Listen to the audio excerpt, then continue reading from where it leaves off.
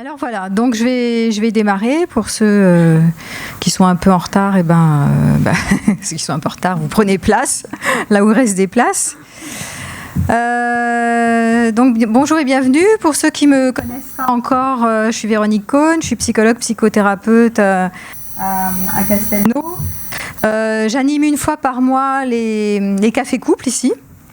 Sur des thèmes différents concernant la relation amoureuse et ou la sexualité, puisqu'aujourd'hui c'est plus un thème sexualité. J'ai écrit un livre qui est sorti l'année dernière qui s'appelle « Quel amoureux êtes-vous ? 5 profils psychologiques pour aimer et être aimé ». Et puis j'accompagne aussi donc des séances en individuel et en groupe. Donc j'anime aussi des ateliers sur des thématiques relatives à la relation amoureuse.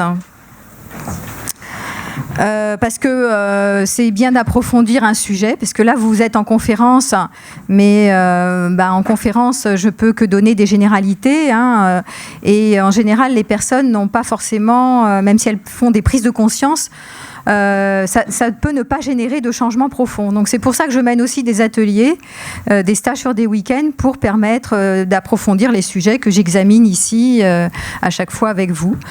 Voilà. Et puis sinon, vous me retrouvez aussi sur ma page Facebook où j'ai décidé de mener des lives en direct. Des lives, c'est-à-dire c'est des échanges en direct. Vous pouvez me poser des questions partout où vous êtes dans le monde et moi je vous réponds. Voilà. Comme ça, on a un échange en direct aussi à partir de ma page Véronique Cohn Facebook. Voilà. Sinon, je suis ravie d'être là avec vous. Voilà. Puis si vous êtes intéressés, vous faites circuler ma fiche pour que vous puissiez être au courant de mes actualités qui sont sur mon site veroniquecohn.com et puis sur ma page et ma chaîne YouTube. Vous pouvez aussi vous abonner. Je filme les conférences pour ceux qui ont l'habitude. Donc à chaque fois que ma conférence est filmée, vous la retrouvez sur ma chaîne YouTube et vous pouvez vous abonner. Comme ça, à chaque fois qu'il y a une conférence qui sort, hop, vous êtes prévenu que la dernière conférence sort. Voilà. Donc, merci d'être là. Et le thème qu'on va aborder ce soir, c'est sur la vie sexuelle. C'est quand quelqu'un, un homme ou une femme, ne veut pas ou ne peut pas faire l'amour avec vous. Que faire ? 3 petits points. Donc ça, c'est un sujet sur lequel on me relance souvent déjà au cabinet, parce que c'est pas tout à fait nouveau, cette question. Elle est assez peu abordée directement, franchement, comme je le fais ce soir. De temps en temps, on aborde la frustration sexuelle, mais ça reste quand même un sujet plutôt tabou, je dirais. Et donc, je trouvais intéressant de l'examiner comme ça en clair, de vive voix avec vous, et de voir un peu de quoi il retourne quand on s'intéresse à la question de la frustration sexuelle chez les femmes et chez les hommes. On m'a interviewé la semaine dernière, l'article est sorti aujourd'hui, d'ailleurs sur la Gazette, que je trouve que la journaliste est très fidèle à mes propos. Donc c'est un article sur la frustration sexuelle des femmes, en hommage à cette conférence que je donne ce soir. Et je trouve qu'elle retraduit bien mes propos, mais on va en parler ensemble. Et donc, je disais que les femmes... dans cet article, sont souvent demandeuses quand même. On ne s'imagine pas comme ça, mais elles sont quand même aujourd'hui, à notre époque, assez demandeuses de sexualité. Alors qu'auparavant, à l'époque de nos grands-mères, ou même encore antérieurement, elles n'avaient pas trop le droit de se plaindre de ce côté-là, ou même si elles se plaignaient, elles le gardaient pour elles, ou elles avaient des amants et des bâtards à droite à gauche, mais c'était pas très d'actualité, ça se faisait pas vraiment, c'était secret, c'était caché, enfin, elles n'avaient pas trop le droit de se plaindre en fait, parce que c'était organisé pour qu'elles s'occupent de la maison, du foyer, des enfants, donc elles croulaient sur les devoirs et les responsabilités, nos grand-mères. Et aujourd'hui, il y a quand même eu la libération de la femme et puis on a quand même changé dans les mentalités. Et on est en plus dans une époque où depuis la libération sexuelle des femmes, d'entre autres, ça a remis une vigueur, un essor sur l'injonction sociétale, il faut jouir. Jouissons, jouissons sans entrave, toujours plus de plaisir. Et l'orgasme est devenu quelque chose vraiment d'actuel. Il faut avoir son orgasme. Donc il y a une pression sociale aussi sur la jouissance sexuelle qui va d'ailleurs donner ce qui va d'ailleurs permettre à ces femmes d'oser la demande, d'oser demander, d'oser exiger, et d'être donc du coup oser se plaindre aussi sexuellement qu'elles ne sont pas assez ravies sexuellement. Voilà. Donc j'ai été interviewée sur les femmes, je parlerai aussi des hommes, mais je vais peut-être pour une fois, distinguer les femmes en demande et les hommes en demande, même s'il y a des points communs. Mais je voulais quand même faire un point au départ sur la frustration sexuelle des femmes, donc celles qui sont demandeuses. Ça m'a intéressée, du coup j'ai regardé un peu les enquêtes, etc. Il se trouve qu'il y a quand même plus de femmes qui sont insatisfaites sexuellement que d'hommes. 32% des femmes en Europe, et en tout cas en France, selon un sondage IFOP en 2017, disent qu'elles sont insatisfaites sexuellement, et notamment qu'elles n'ont pas eu de rapport sexuel depuis plus d'1 an. Alors qu'il y a 22% des hommes qui disent ne pas avoir de rapport sexuel depuis plus d'1 an. Hommes, là c'est en couple et célibataire, les deux à la fois. Et 28% des Françaises disent qu'elles n'ont pas de sexualité satisfaisante. Voilà. Donc je trouve que c'est quand même étonnant ces chiffres. Fait quand même beaucoup de femmes qui disent ne pas être satisfaites sur ce plan-là. Et je pense qu'il y a la moitié des personnes qui disent qu'elles sont comblées et l'autre moitié de la population qui est plutôt insatisfaite sur ce plan-là. Hommes ou femmes d'ailleurs, confondus, selon les sondages. Donc l'appauvrissement, la misère sexuelle et ou affective, bon, alors, je parle plutôt de la pauvreté sexuelle, c'est quand même un sujet crucial, même s'il y a une injonction de jouissance, il faut avoir du plaisir, etc. C'est quand même pas ce qui est vécu dans la réalité des couples. Il y a quand même, sur la moyenne aussi, je lisais, le nombre de rapports sexuels par semaine, c'est c'est plutôt 1 la moyenne, entre 1 et 3, voilà. Mais plutôt 1 que plus que ça. Ça, c'est plutôt la moyenne. Donc, c'est assez peu. Et la durée aussi, la durée du rapport, c'est assez court. C'est entre 3 et 10 minutes, un quart d'heure. Voilà. Donc, c'est pas énorme. C'est des chiffres, je dirais pas lamentables, mais c'est ce qui est. Et donc, je trouvais quand même curieux qu'il y ait une telle injonction, une contradiction entre cette injonction qui est faites l'amour, jouissez, ayez du plaisir. Alors, j'ai tous les médias qui s'emparent du sujet pour dire, voilà, sexuellement, comment faut faire, le clitoris, les coachs en sexualité, en love, en sensualité, en tout ce qu'on veut, ça existe, ça pullule. Donc, ça veut dire que les femmes sont censées connaître leur corps, l'utiliser, guider les hommes, etc. Et donc, ça vient un peu en porte-à-faux avec ces enquêtes, je trouve, où manifestement, elles ne sont pas si comblées que ça, ces Françaises. Celles qui sont les plus comblées, c'est les aux Pays-Bas. C'est les Néerlandaises qui, elles, se disent plus comblées que les Françaises. Alors, je ne sais pas pourquoi. C'est curieux, mais bon, voilà, c'est comme ça. Donc, cette insatisfaction, pour moi, ça serait intéressant qu'on se pose la question, mais au fait, pourquoi les femmes sont plus demandeuses et sont dans une forme d'exigence, je dirais. Il y a une forme d'exigence aussi, de je veux que ça marche. Et je ne suis pas contente, voire je suis, comme on dit, mal baisée, passez-moi l'expression. Et donc les femmes peuvent devenir pénibles quand elles sont frustrées, parce que, voilà, on a aujourd'hui une idéologie du couple très fort, un mythe du couple, comme quoi le couple et la conjugalité va nous amener le bonheur. Et il y a un mythe sur la sexualité aussi.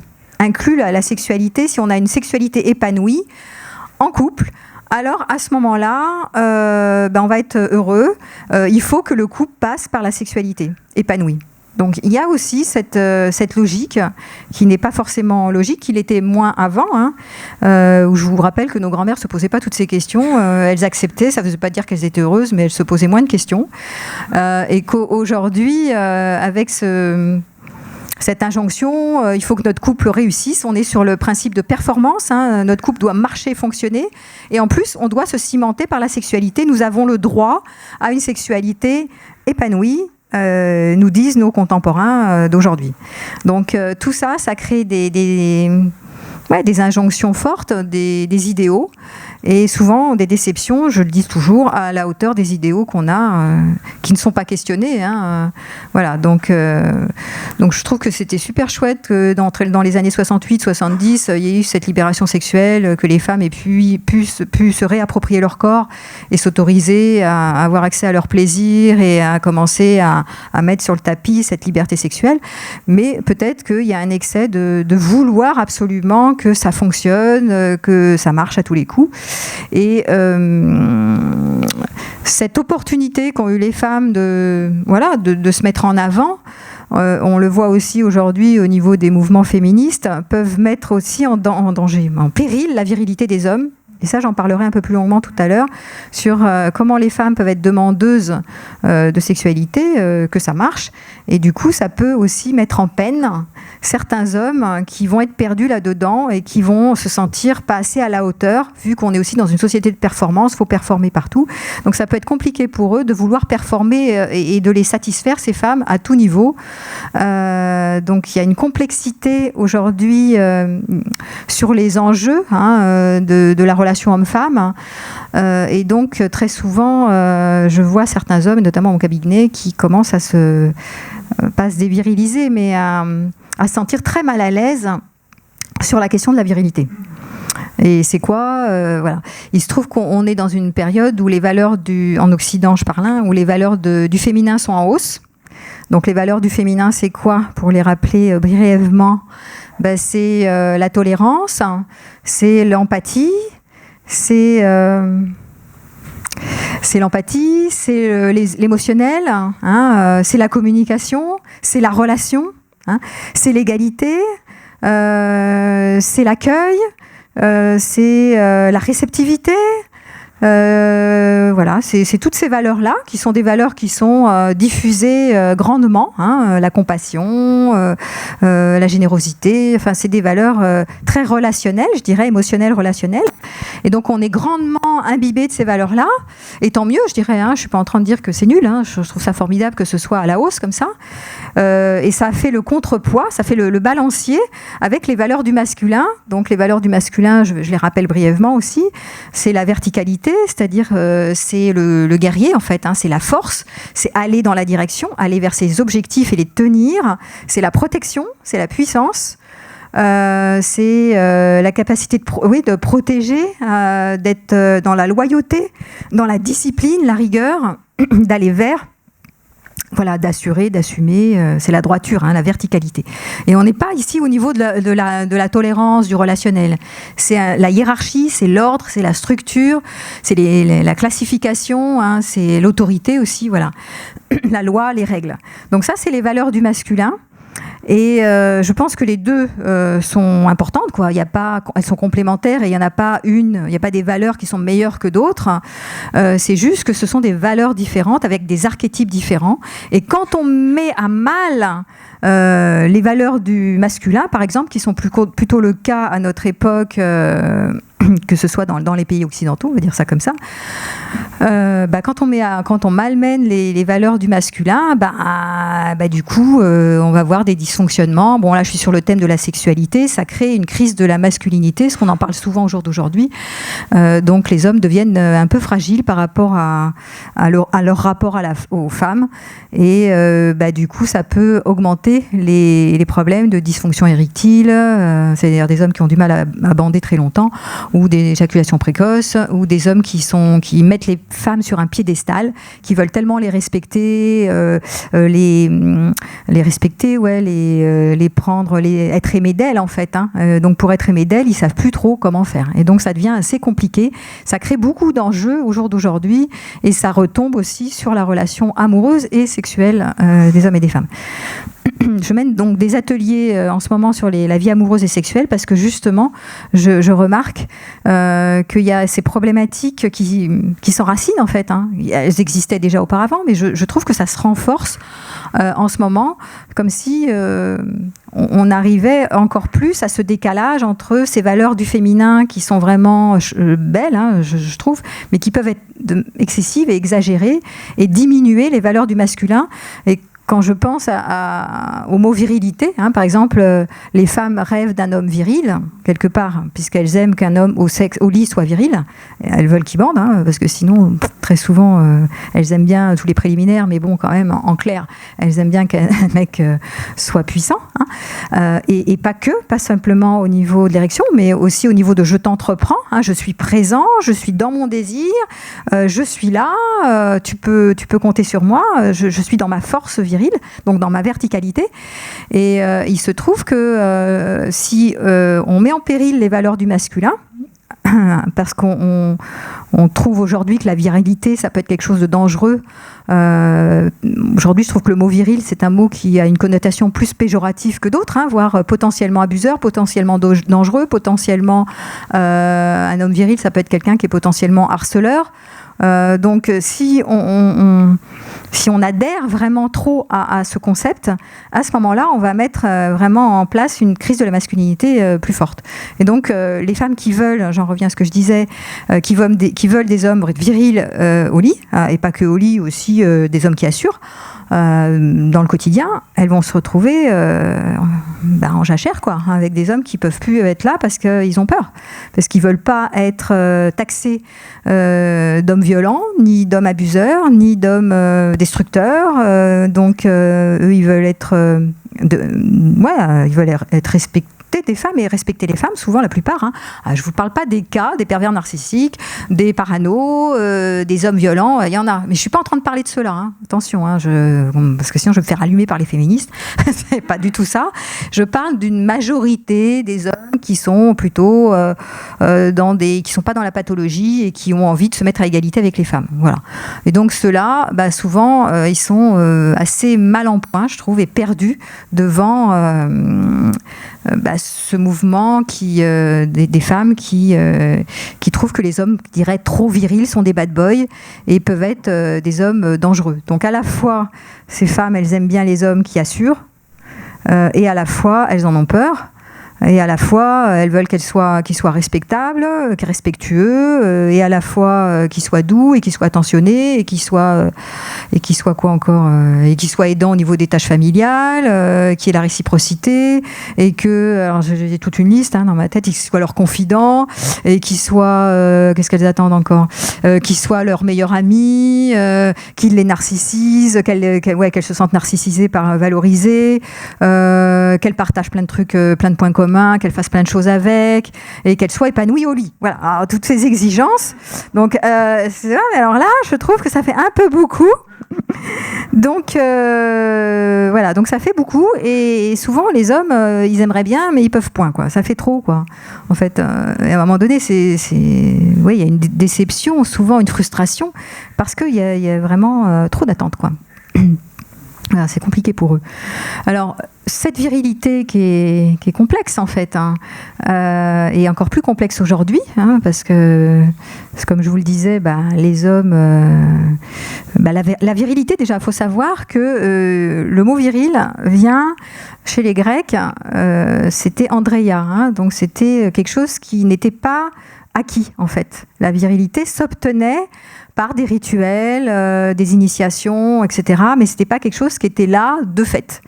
Donc déjà, il faut savoir que pour les petits garçons, en devenir, la virilité, c'était pas comme ça. C'est transmis par leur père, etc., ou la tribu. Bon.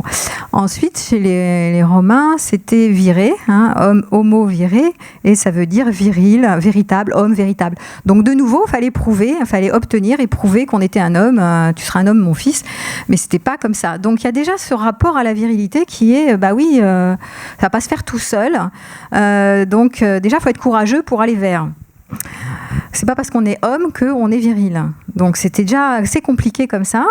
Et puis on rajoute que cette virilité, justement, de par les deux guerres, là, les 19 et 35, il y a eu plein de morts à la guerre, etc. Donc c'est aussi le guerrier, l'archétype du guerrier, la virilité. Donc vu qu'ils ont été, il y a eu beaucoup d'absurdité. Donc c'est sûr que le concept du guerrier a été forcément considérés comme idiots, absurdes, arrêtons d'être des guerriers, puisque voilà à quoi ça mène, il y a plein de morts, ça sert à rien, etc. Donc ça a été remanié à la baisse. Et puis aujourd'hui, puisqu'on n'a plus besoin de guerriers, on n'a plus besoin de chasseurs-cueilleurs ni de guerriers, ça ne sert plus à rien aujourd'hui, il y a du tertiaire, il y a de l'informatique, il y a Internet, donc les hommes n'ont pas besoin d'être des guerriers toute la journée et aller chasser pour amener de la nourriture aux femmes. Donc à ce titre-là, le guerrier qui se sent inutile, l'archétype du guerrier n'est plus fonctionnel, et donc il est plutôt moqué ou mis à la poubelle. Voilà, il n'y a plus besoin d'avoir des guerriers. Mais il ne faut pas oublier que néanmoins, les femmes recherchent quand même des hommes, entre guillemets, guerriers, c'est-à-dire des hommes qui vont les protéger. Elles recherchent deux choses, les femmes, pour à un moment donné où elles veulent se mettre en couple. Soit un homme qui les protège pour assurer le suivi de la couvée, comme les mammifères, comme chez les animaux, ou elle cherche aussi un homme qui, ce que je disais, un bad boy, un homme un peu viril, un homme guerrier, un homme qui assure, un homme fort, je ne dis pas un mâle alpha, mais c'est à peu près du même genre, parce que ce qu'on appelle aujourd'hui les bad boys, parce que ce sont des hommes qui sont des géniteurs en fait. Et donc, à un moment donné, on a envie d'avoir, et c'est hormonal, on est attiré par des hommes compressants, géniteurs, et qui à la fois est protecteur. Sauf que ces deux critères ne sont pas compatibles, c'est très contradictoire. On a difficilement en même temps un homme qui est un géniteur et qui ensemence toutes les femelles, et en même temps un homme qui est un protecteur et qui est doux, attentionné, aimant et serviable, etc., etc. C'est ces deux critères qui sont un peu inversés. Ça, on peut trouver tout en un, mais là aussi c'est une contradiction chez les femmes et elles veulent tout et son inverse, et du coup elles se retrouvent souvent en difficulté, ce qu'on va appeler l'hypergamie. L'hypergamie, ça existe chez les femmes et chez les hommes, mais l'hypergamie chez les femmes, ce sont des femmes, et on le voit beaucoup aujourd'hui sur des femmes qui ont des statuts sociaux plutôt élevés, je dirais, et qui cherchent des hommes qui sont de même niveau qu'elles, voire un peu plus élevés qu'elles. Voilà. Donc très souvent, elles ont du mal parce que comme elles sont assez diplômées, les femmes au jour d'aujourd'hui, voire plus diplômées que les hommes, elles ont du mal aujourd'hui à trouver des hommes à la hauteur. Voilà. Donc elles sont plus exigeantes qu'avant, elles cherchent des hommes plus à la hauteur et elles se retrouvent souvent embêtées avec ça. D'où l'exigence, et je reviens sur mon thème de ce soir, d'où les exigences et les frustrations des femmes aussi au niveau de la sexualité. Voilà, parce qu'elles veulent beaucoup. En fait, elles attendent beaucoup des hommes. Et vous avez compris que les hommes sont fragiles en ce moment. Pas tous, mais beaucoup. Ils ont du mal à se positionner. Ils veulent bien faire, voire trop bien faire. Pour certains, je dis pas tous. Je parle de mes observations, soit dans les groupes de thérapie que je mène, soit dans les séances individuelles, soit dans les stages aussi de tantra que j'anime, qui sont aussi où on a aussi l'occasion de les voir et les entendre parler de leur sexualité. Et donc, moi, j'observe quand même fréquemment que les hommes sont assez perdus, ont du mal à se positionner, ils veulent trop bien faire. Et ils mettent le féminin sur un piédestal et ils déprécient le masculin, voire leur masculin, leur propre masculin.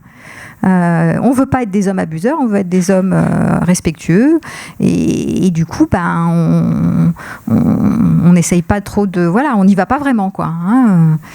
On s'inhibe un peu, voilà. Et donc du coup, ces hommes-là, quand ils se retrouvent en couple, par exemple, qui veulent trop bien faire, ils se mettent la pression. Et vous savez que se mettre la pression, il faut faire l'amour, il faut satisfaire sa partenaire, il faut la contenter, puisque cette femme, elle est tellement sur un piédestal qu'il faut la contenter. Ça explique que beaucoup d'hommes ne vont pas avoir d'érection ou vont avoir du mal en se mettant la pression, puisque la pression mentale, la pression psychologique ne permet pas, mais trop de tension. Et quand il y a trop de tension au niveau des cellules musculaires du pénis, ça ne peut pas bander. Voilà. Il faut qu'il y ait suffisamment de détente, donc peu d'enjeux en fait. Quand il y a peu d'enjeux dans la relation amoureuse et sexuelle, à ce moment-là, les hommes ont plus facilement une érection que quand il y a trop d'enjeux, soit dans les débuts de relation parce qu'ils mettent beaucoup d'enjeux pour être à la hauteur, ou parce qu'en couple, ils mettent aussi beaucoup de pression pour satisfaire leur compagne, parce qu'ils veulent bien faire, en fait, ils veulent la combler, ils sont aux petits soins, ce qu'on appelle aussi les hommes qui sont penchés sur la femme, et donc ils sont là, attentifs, tellement attentifs, je veux la contenter, je veux qu'elle soient heureuses, etc. Est-ce que tu as bien joui, tout ça, bon bref. Et ils se décentrent d'eux-mêmes. Et donc, du coup, ça donne pas grand-chose, quoi. Enfin, c'est plutôt catastrophique. Donc voilà un peu les difficultés que j'observe au cabinet. Donc ces femmes sont demandeuses. Elles sont plutôt souvent, moi j'en vois quand même plus qu'avant, qui sont dans la demande. Il y a aussi des hommes qui sont frustrés, sexuellement, bien sûr. C'est pas que les femmes. Mais on va dire que pour les hommes, c'était plus, on entendait à l'époque, à une certaine époque, oui, mais elle a la migraine, vous vous rappelez ? Oui, c'est normal. Mais en fait, c'était pas forcément ça. C'est que peut-être aussi de l'autre côté, pour les femmes, il y avait probablement aussi cette question, soit de fatigue. Ça peut être aussi, je suis fatiguée, je me suis trop occupée des enfants, j'ai trop de responsabilités, je suis trop dans le devoir, donc j'ai plus envie. Ou on sait que les femmes sont plus émotionnelles, majoritairement, mais je dis pas toutes non plus, faut pas généraliser. Moi, c'est pas mon cas, mais ça, c'est quand même une globalité de femmes. Et qui, comme elles sont plus émotionnelles, il suffit qu'il y ait des conflits, elles ferment leur cœur. Quand le cœur est fermé chez la femme, elle ouvre pas son sexe. Donc, donc souvent les femmes qui vivent des conflits avec leur compagne ou compagnon, souvent elles ont du mal à s'ouvrir à cet endroit-là le soir. Voilà, quand lui il est partant, elle n'est pas partante. Donc ça peut aussi créer des décalages comme ça entre l'homme qui, alors là, de nouveau c'est une généralisation parce qu'il y a des hommes qui sont plus dans polarité féminine et qui fonctionnent comme des femmes, mais l'homme qui n'est pas dans sa polarité féminine, très souvent, il peut être s'il y a de la sexualité qui est bonne, alors à ce moment-là, je monte dans mon cœur et je m'ouvre. Et donc, il n'y aura plus de conflits, ça va atténuer tous les conflits, les rancœurs, les ressentiments que j'ai, parce que ça passe par en bas, puis ça monte en haut. Alors que chez la femme, ça part d'en haut et ça descend vers le bas. Bon, je vous rappelle, c'est une généralité. Il ne faut pas non plus caractériser tous les hommes et toutes les femmes avec ça. Mais bon, on peut dire que globalement, ça se passe comme ça. Voilà. Donc ces décalages créent des... Putain, ça marche plus le micro. Ah, si. Ces décalages créent des difficultés, des incompréhensions. Et si vous communiquez pas les uns les autres autour de ce que vous ressentez, ce qui va se passer bien souvent, c'est qu'une femme qui est frustrée, je prends l'exemple d'une femme qui est frustrée sexuellement, au lieu de se dire tiens, qu'est-ce qui se passe, pourquoi est-ce que ça bug en face, elle va commencer à se dire... Elle va le prendre perso. En général, on le prend perso. Homme ou femme, d'ailleurs. On le prend perso. Alors, la femme, elle se dit « Oh, s'il bande pas, c'est qu'il n'a pas de désir. » Donc, déjà, on confond désir et érection. C'est pas parce qu'un homme a du désir qu'il a une érection. C'est deux choses complètement différentes, mais très souvent, il y a confusion. Donc, s'il ne bande pas, c'est qu'il ne me désire pas. S'il ne me désire pas, c'est que je ne suis pas désirable. Égal, je ne suis pas désirable, ça veut dire que je suis trop moche, pas assez jolie, pas assez attractive, je dois avoir des défauts, j'ai des grosses fesses, j'ai des gros seins, je sais pas ce que j'ai, enfin j'ai un truc qui va pas. Donc ça c'est souvent ce qu'elles se racontent dans leur tête, mais elles le disent pas, elles l'expriment pas. Je suis, qu'est-ce qu'elles peuvent se dire encore ? Je suis pas désirable, ou alors je suis maladroite, je ne suis pas une bonne amante, je ne sais pas, je n'ai pas les bons gestes, je ne sais pas faire ce qu'il aime, voilà des trucs comme ça. Ou alors il a une maîtresse, mais il me le dit pas. Qu'est-ce qu'elles peuvent se dire encore ? En général, c'est ça. C'est des raisons, voilà, le genre de raisons qui sont invoquées, mais très souvent donc c'est pris personnellement comme ça, avec tout de suite des imaginaires qui se dressent et qui vont pas arranger. Parce que quand on ne comprend pas ce qui se passe en face et qu'on ne va pas mener l'enquête, en fait,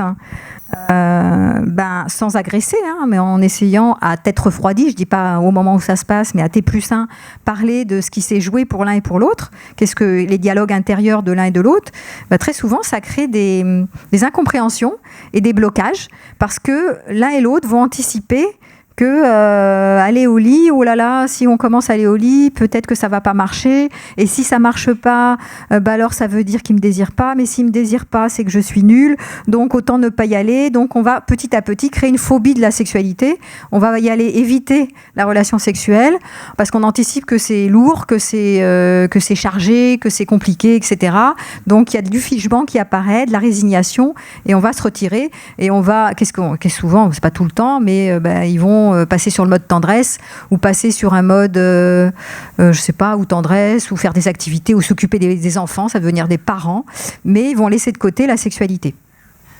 Et donc, souvent, c'est une articulation classique, où au début, dans les couples, il y a une sexualité quand même assez bonne, et puis petit à petit, ça s'effiloche, parce que dès qu'il y a des problématiques comme ça, qui arrive dans le couple, eh bien, il n'y a pas la capacité de se comprendre, de se questionner vraiment à tête refroidie et sans s'agresser, sans se faire de reproches. Mais c'est de voir, mais quels sont les mécanismes en jeu, qu'est-ce qui se joue entre nous qui fait que ça bloque, sans partir dans des délires d'interprétation. Bah oui, c'est parce que forcément, je suis pas désirable. C'est oui, forcément, il est homosexuel. Oui, forcément. Enfin, des trucs comme ça. Il veut du SM, mais moi, j'aime pas le SM. Oui, forcément.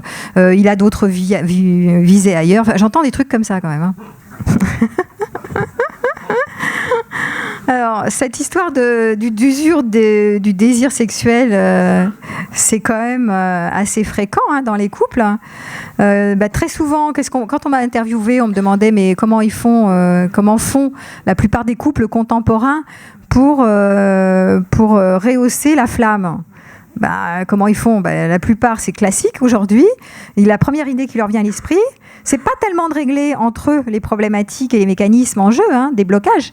C'est plutôt d'aller épicer, mettre des épices, que je dis. Alors mettre des épices, c'est quoi ? Bon, c'est toute la sexualité dite fantasmatique.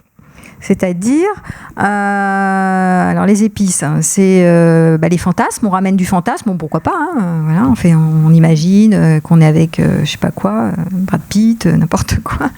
Donc, vous créez du fantasme et vous les ramenez dans la sexualité. Vous pouvez créer des séquences SM ou aller en boîte libertine ou utiliser, oui, c'est ça, des séquences être dominé, enfin des épices, quoi. Vous mettez un peu d'épices un peu partout. Avec plein de sex toys, enfin des trucs comme ça, quoi. Voilà, vous inventez des trucs. C'est le classique en général. Là, j'en parle légèrement, mais c'est souvent la première chose qui vient à l'idée. Qu'est-ce qu'on fait ? On n'a plus de désir. Mince. Au lieu de se poser les vraies questions qui sont mais comment ça se fait ? Quel est le blocage ? Et quels sont les mécanismes psychologiques derrière ? Comment on se dévalorise ? Pourquoi on a peur de ne pas y arriver ? Enfin, des choses qui sont vraiment en dessous, sous-jacentes, y compris dans les problèmes des figures d'attachement que je vais parler tout à l'heure, parce qu'en général, c'est surtout ça qui est derrière. On va épicer. Alors, ça peut marcher 5 minutes, ça peut être rigolo, enfin, ça peut être fun, mais ça ne règle en aucun cas jamais les problèmes à la source. Mais jamais. C'est pas ça, en fait. Le problème, il n'est pas... on mettait 3 épices, mais le plat, c'est toujours le même. Donc, non, mais c'est vrai. Donc, si vous n'allez pas à la source et à l'origine des problématiques qui sont en dessous, vous enlevez les épices, vous retrouvez le même problème. Donc ça vaut la peine vraiment de se questionner et de faire un état des lieux sur, au fond, qu'est-ce qui se joue dans nos blocages qui nous mènent à cette frustration sexuelle. Et en général, ce qui se cache derrière, c'est les problématiques liées à l'attachement primaire. 2 points, je développe. Donc ça, c'est vraiment utile d'avoir ces informations. Bon, ça renvoie aussi au profil de personnalité que j'avais expliqué dans mon livre, sur les 5 profils. Parce que très souvent, ça se joue en fonction de nos liens à papa-maman, à nos premières figures d'attachement. Ça va se rejouer dans la sexualité. C'est-à-dire, si par exemple, vous avez... eu un parent qui vous imposait quelque chose, autoritaire, qui vous disait tu dois faire ça, etc. Donc vous avez une réaction un peu sensible à une exigence, par exemple. S'il y a une femme qui est dans sa puissance, qui en veut, qui dit moi je veux faire l'amour souvent, c'est mon cas, c'est vachement important, c'est là, bon voilà, je réclame, bon bref, vous voyez un peu le genre qui rentre dans sa puissance, et pourquoi pas, et qui tombe sur un homme qui a eu ce genre de problématique, qui a eu des parents qui étaient trop autoritaires et qui supporte pas la moindre exigence et qui le vit comme une exigence. Donc lui, tout de suite, inconsciemment, évidemment, c'est pas des mécanismes conscients, même s'il a très envie de faire plaisir à sa compagne, il va sentir ou imaginer qu'elle a un plan, et dès que l'autre a un plan sur elle, une exigence, il dit non, elle m'aura pas. Je veux me sentir libre. Donc c'est pour ça qu'il commence à y avoir des enjeux et ça peut bloquer déjà. Ça c'est un exemple, il y a plein d'exemples comme ça, mais ça c'est un exemple. C'est dès que la personne sent qu'il y a un enjeu, qu'il y a une pression sur elle, que l'autre lui met une pression, il peut du coup se rétracter parce qu'il a envie de se sentir libre. Et donc si la femme en face ne met pas la pression, ou s'il imagine qu'elle ne met pas la pression, parce que peut-être qu'elle n'en met pas forcément, mais qu'il imagine qu'elle a une attente sur lui, dès qu'il sent qu'elle a une attente, il fait Tintin. D'accord ? Donc ça fait c'est vraiment des mécanismes inconscients qui sont liés aux figures d'attachement primaires, qui sont réactualisés c'est transférés sur le partenaire. Et la personne n'en a pas conscience. Et c'est ça qui est dommageable, parce que tant qu'elle ne le voit pas, ce mécanisme, ça se perpétue sans cesse. Ça, c'est un exemple. Ou autre exemple, ça peut être, j'ai peur, j'étais soumis à ma mère, par exemple, hein, un homme qui était soumis à l'autorité de sa mère, qui devait obéir et qui devait, ou alors qui devait sauver sa maman, magnifique, maman, je dois la sauver, etc. Et donc, il va mettre le féminin, ce que je te disais, sur un piédestal. La femme est respectable, elle est belle, elle est magnifique, voilà, moi je suis petit, elle est haute. Donc, quand on met quelqu'un en posture haute, il faut être performant. Et donc, du coup, ça peut être vraiment bloquant de vouloir performer, et très souvent, ça inhibe. Et donc, l'homme rentre dans sa coquille et se dit, je vais jamais y arriver, j'aimerais tellement y arriver, je vais pas y arriver.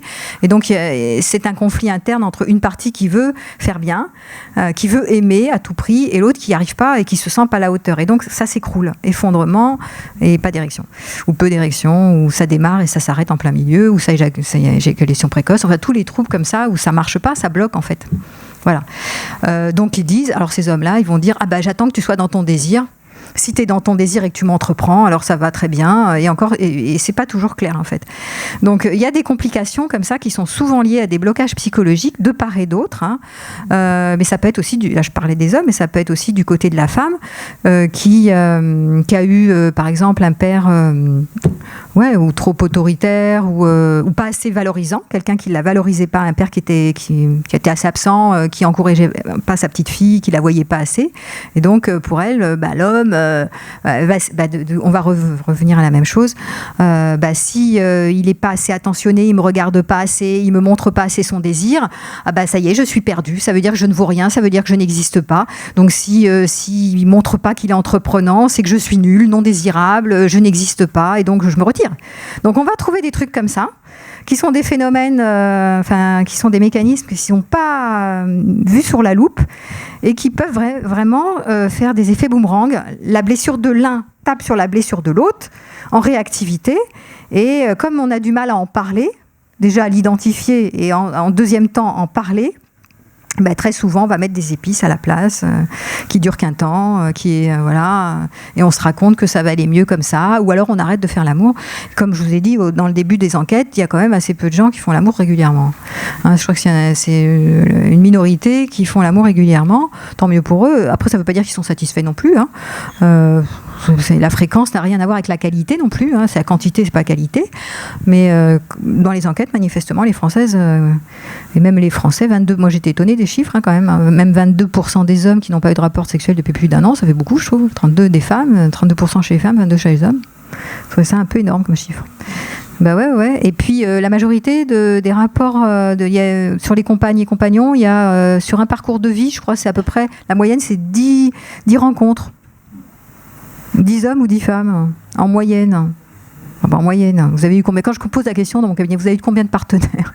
Alors, en général, c'est entre 10, 20, entre 5 et 10, 15. La moyenne, c'est bien 10, ouais. Beaucoup pour une vie entière, je trouve. Enfin, bon, pour moi. Mais pour dire que... Alors, pourquoi je dis ça? Parce que, de nouveau, quand les femmes arrivent dans mon cabinet, je suis sur l'exemple des femmes, ça peut être les hommes, et les femmes arrivent et qu'elles me disent « Oh là là, mais c'est nul, j'arrive pas à rencontrer les partenaires, ou alors les hommes sont des consommateurs, sur les sites, on le sait. On vient de m'interviewer il y a 5 minutes là, sur les sites de rencontres. Et donc, oui, on le sait, ils sont tous consommateurs, etc. Ils sont pas bons, ils veulent nous prédater, enfin des trucs comme ça, ce qui n'est pas forcément vrai d'ailleurs. Je vous parlais justement de la fragilité des hommes à cet endroit-là. Et donc, quand on voit combien ces femmes sont frustrées quelque part, et elles réclament leur dû, très souvent elles arrivent et elles me disent oui, mais je suis désespérée, il n'y en aura jamais. Mais vous avez eu combien d'histoires dans votre vie? Alors, oui, 3-4. Bon, c'est bien, 3-4. Mais, et sur les sites, vous en avez rencontré combien? 3. Et je suis vraiment déçue parce que les 3, c'était nul. Bon, c'est bien 3, mais avec 3, vous n'allez pas aller loin quand même. Non, mais il y a vraiment un regard minimaliste, quoi. On est quand même 6 milliards, donc... ou 7 maintenant, je ne sais plus, ça va pas s'agrandir, 7 milliards, bref, on est plein. Donc, c'est pas avec 3, 4, 10 d'échantillonnage que vous pouvez vous faire un avis sur la question. Donc, c'est bien de voir qu'on voit toujours, et ça c'est normal, l'être humain voit en fonction de son nombril, et de ses expériences. Il ne peut pas imaginer autre chose que ce qu'il a expérimenté dans son environnement proche. Donc si ses amis du même sexe lui relatent les mêmes choses, donc lui se dit tout le monde entier est comme ça. Voilà. Mais c'est pas forcément vrai. Donc c'est bien d'aller se questionner et de se dire bon, c'est pas parce que j'ai fait 3 expériences, même 10 expériences, voilà, que c'est la fin du monde et que qu'il faut baisser les bras. Et plus on répète des expériences dites négatives, plus ça s'ancre, plus on anticipe que ça va être nul, que ça ne va pas marcher. Il faut voir aussi le passé est utilisé pour projeter un futur négatif. Donc dans la sexualité, pareil, plus ça bloque, plus il y a des blocages sexuels et plus on anticipe que ça ne va pas marcher plus tard. Et donc, on commence à raconter que c'est pas un bon amant, ou il est pas, voilà ce que je disais, il nous désire pas. Soit c'est de notre faute, soit c'est de sa faute. Soit c'est un salaud qui drague toutes les filles et qui a pas de désir pour moi, mais il a du désir pour les autres. soit c'est parce que c'est moi qui ai un problème, soit c'est lui qui a un problème. C'est ce qu'on entend le plus couramment quand même. Mais on s'interroge pas assez sur les problématiques archaïques qui en fait sont présentes chez l'adulte et qui sont des résurgences du passé. Ce sont les premières figures d'attachement qu'on a eues, papa-maman. Donc selon qu'on est un homme ou une femme, si on était une femme, c'est pour le sexe inversé, c'est papa, c'est le fameux complexe d'Oedipe. Donc comment papa m'a regardé, comment est-ce qu'il me valorisait, est-ce que j'ai des attentes, est-ce que je mets les hommes sur un piédestal, qu'est-ce que j'attends de l'homme, etc. Ma représentation des hommes en fonction de mon père, de ma relation au père. Et puis pour les petits garçons, c'est ma représentation du féminin, des femmes, selon ma relation à la mère. Donc de nouveau, comment était cette relation à la mère? Qu'est-ce que je présuppose sur les femmes? Quels sont les stéréotypes que j'ai? Quelles sont les expériences que j'ai eues qui reproduisent la relation initiale? Et quels sont les blocages qui sont issus de ça?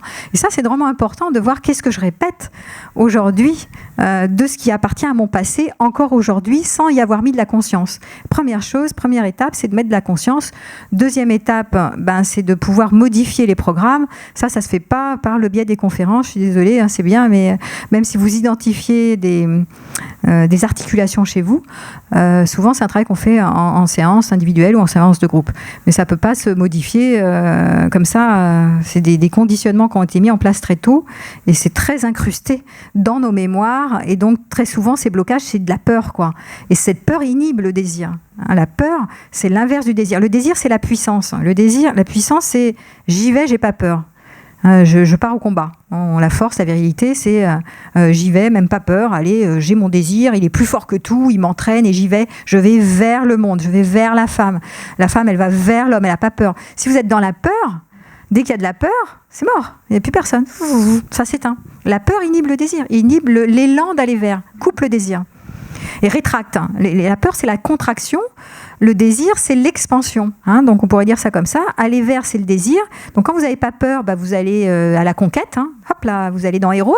Eros, c'est je veux m'approprier, posséder l'autre, prendre l'autre. Donc, dans la sexualité, pour ça qu'ils ont mis un gros titre, mais bon, je ne parlais pas de à la Gazette. Je disais comme ça que la sexualité honore l'instinctualité. Je ne disais pas la bestialité. Enfin, elle a écrit la bestialité. Bref, peu importe. À mon avis, c'est pas très grave. Mais je veux parler de l'hommage à l'instinctualité.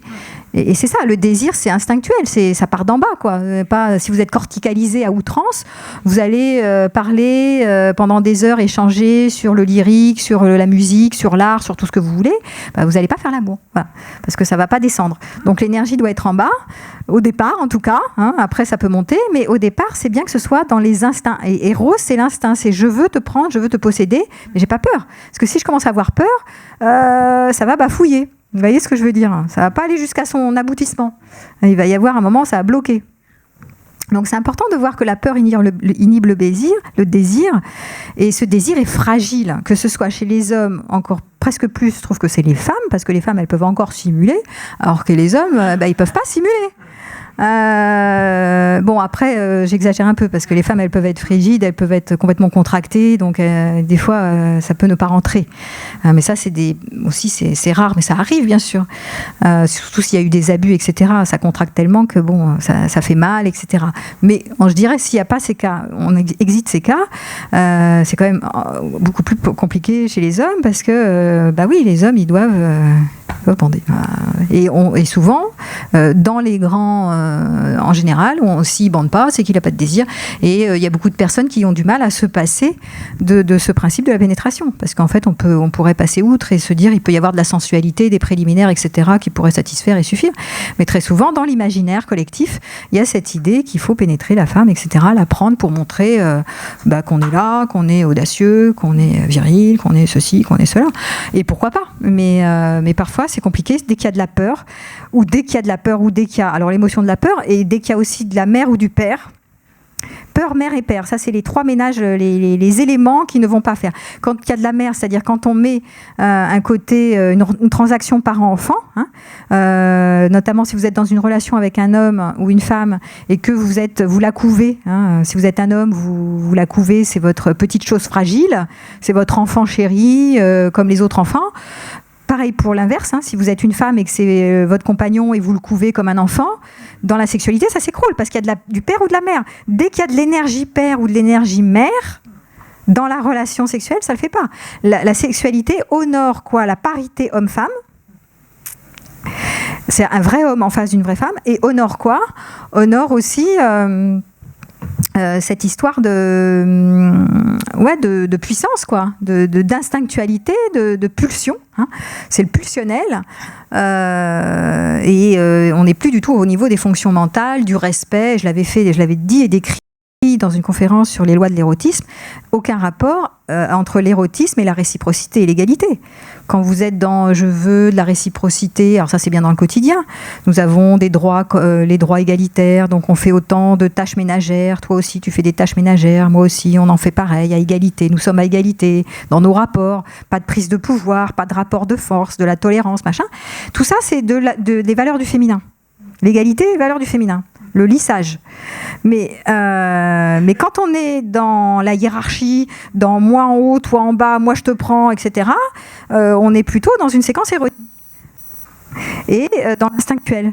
Donc l'instinctuel va consacrer aussi et rendre hommage à la non-réciprocité, c'est-à-dire à la dissymétrie, ce que j'avais dit dans la conférence sur l'érotisme, alors que l'égalité va, super, on est à égalité, mais il n'y a plus de désir, il n'y a plus je te prends, voilà.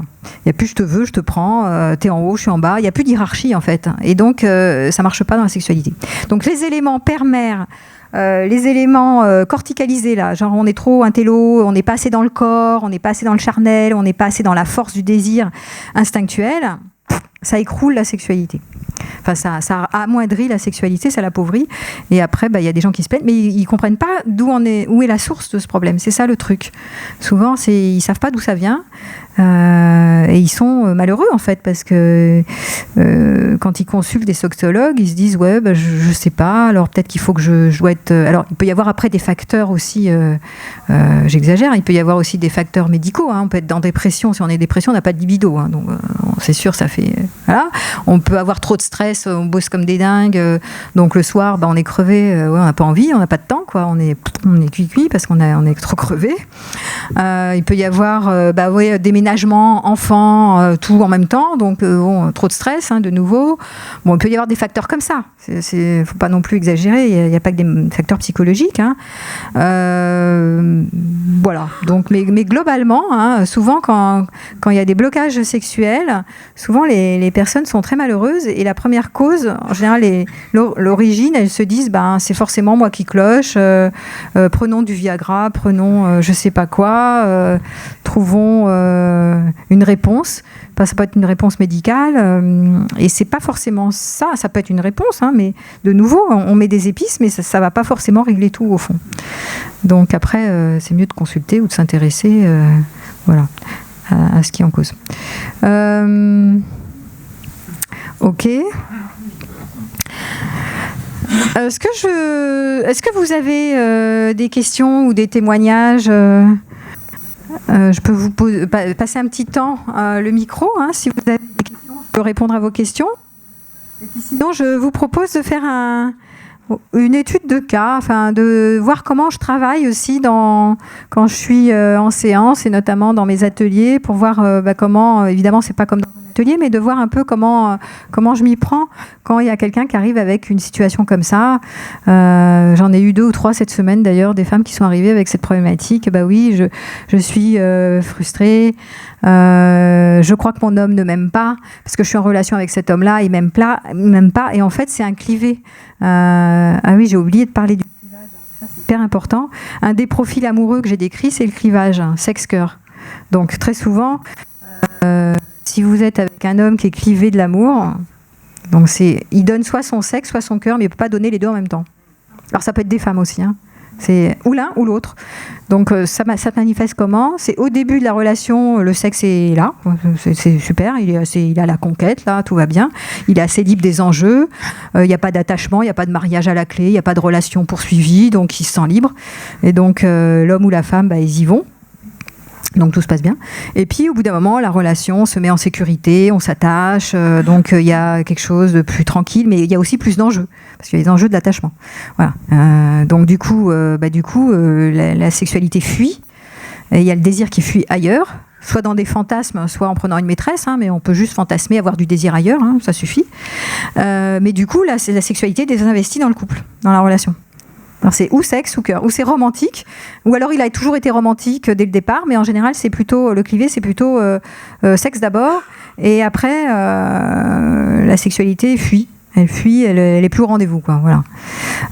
Donc ça, c'est un profil de personnalité, hein, qui est très orienté sur je veux performer aussi, je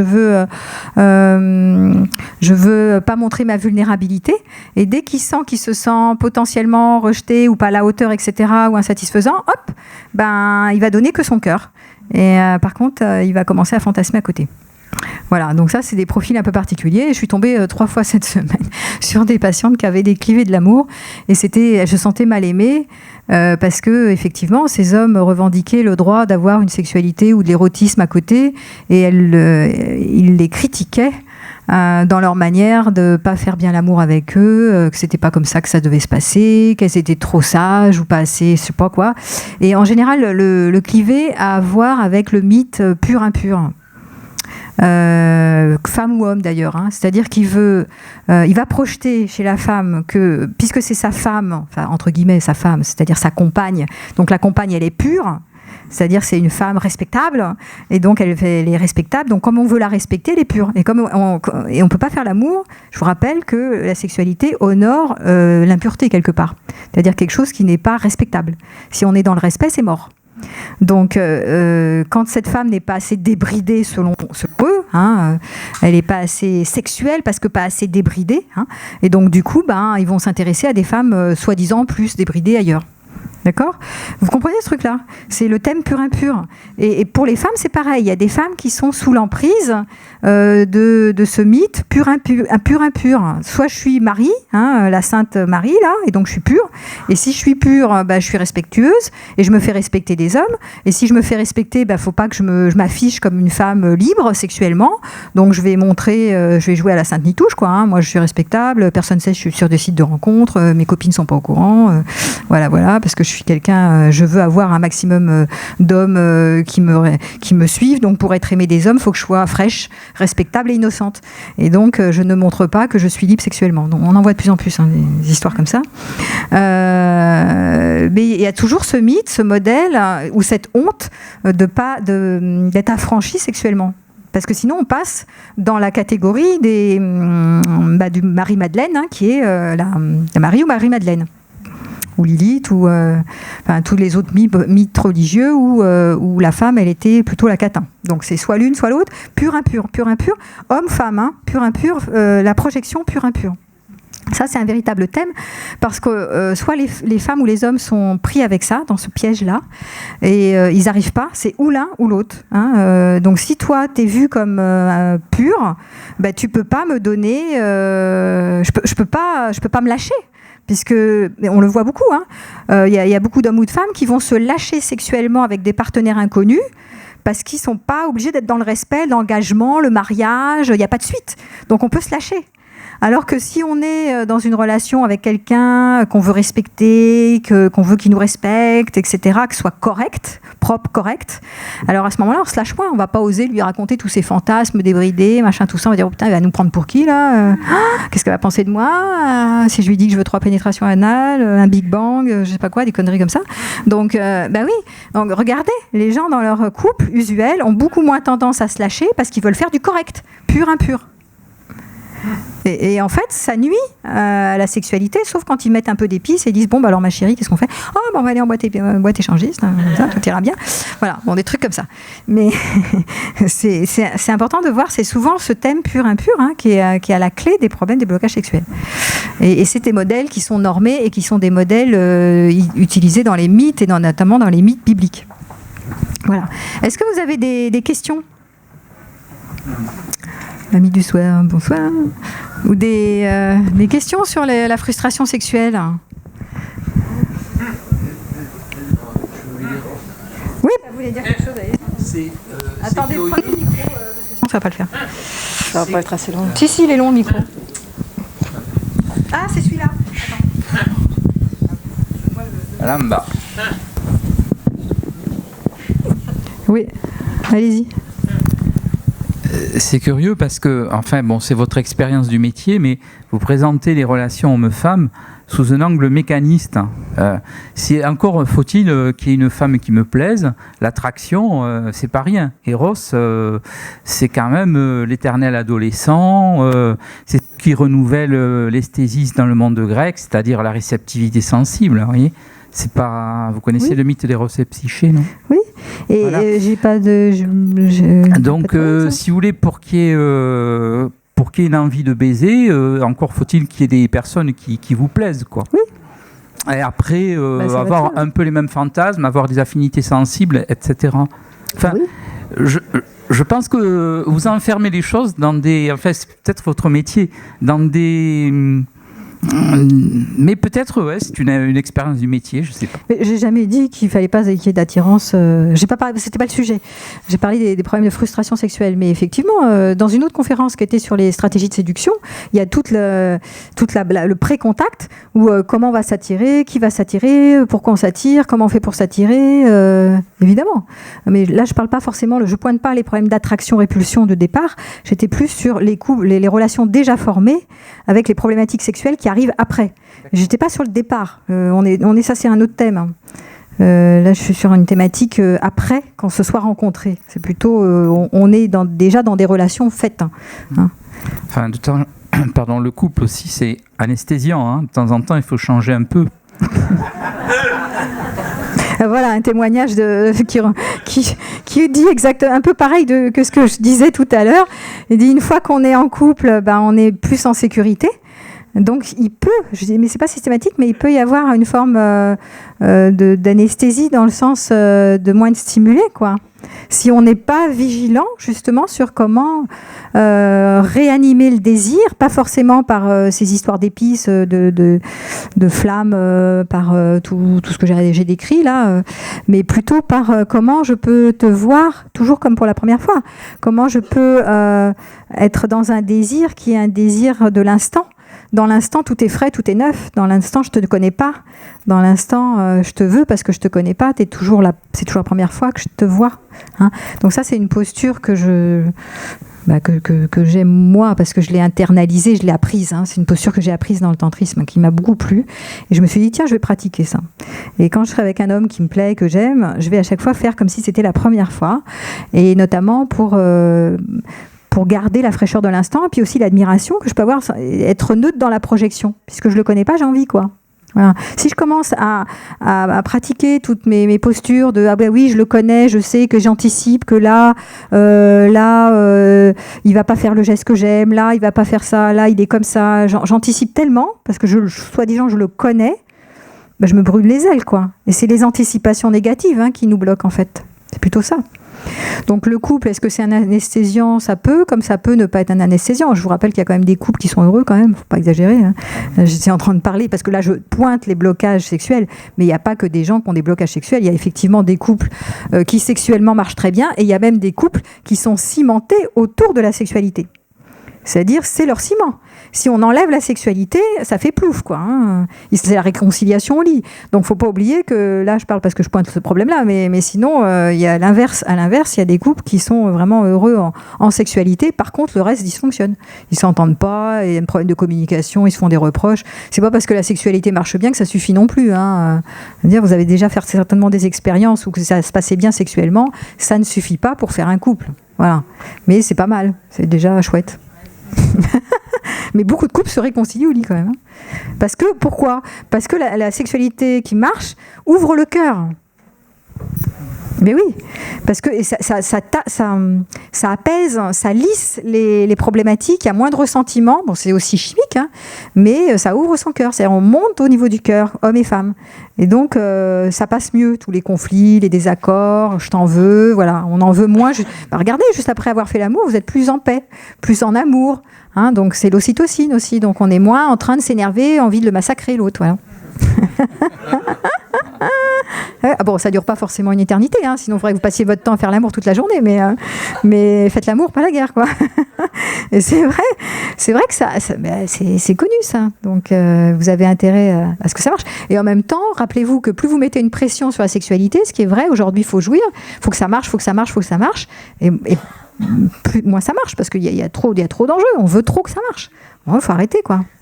Arrêtez de se prendre la tête avec ça, c'est excessif. Voilà, donc remettez les choses à leur place et ça ira mieux aussi. Ouais. Non, une autre question.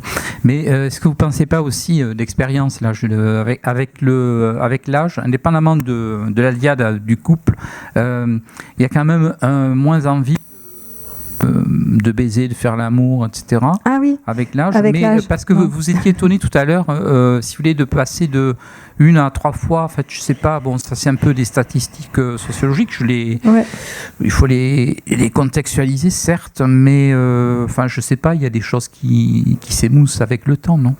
Alors, de nouveau, c'est vrai, c'est faux. Ça dépend qui quoi qu'est-ce. Alors, effectivement, on voyait, je regardais cette enquête tout à l'heure, et je voyais qu'avec l'âge avançant, il peut y avoir effectivement un peu moins de rapports sexuels, etc.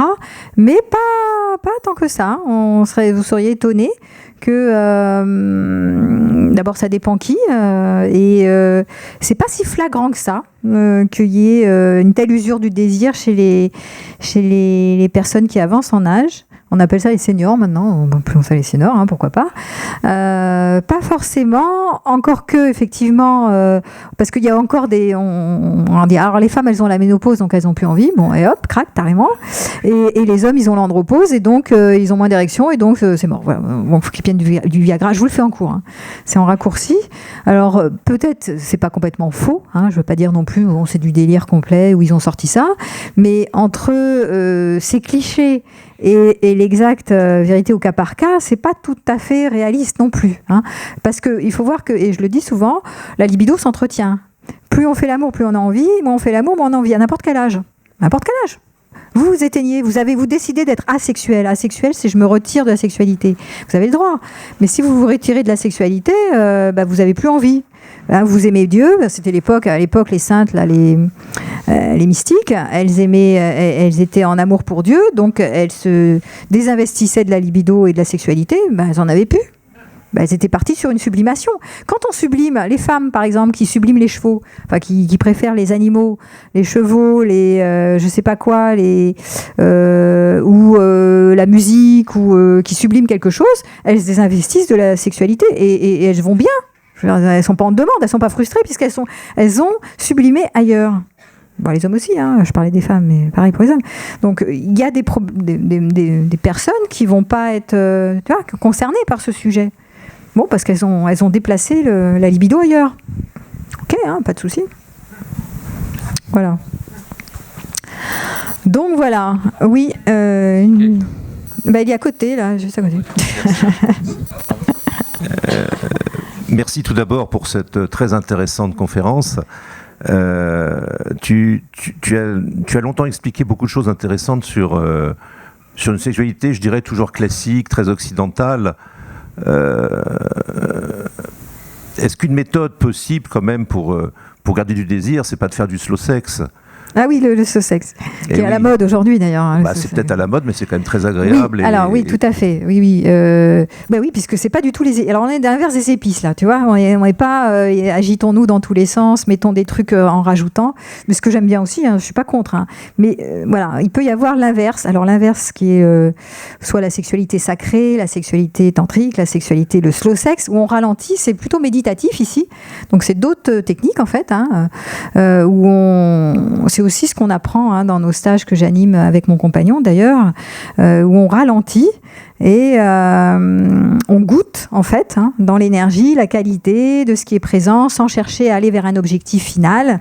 On dédaigne la performance et l'orgasme. En fait, on s'intéresse au chemin à suivre et pas à l'objectif final. Donc c'est une manière de déconstruire aussi cette histoire d'enjeu de performance. Oui, faut qu'on jouisse, faut satisfaire l'autre, faut aller vers l'orgasme, faut y arriver.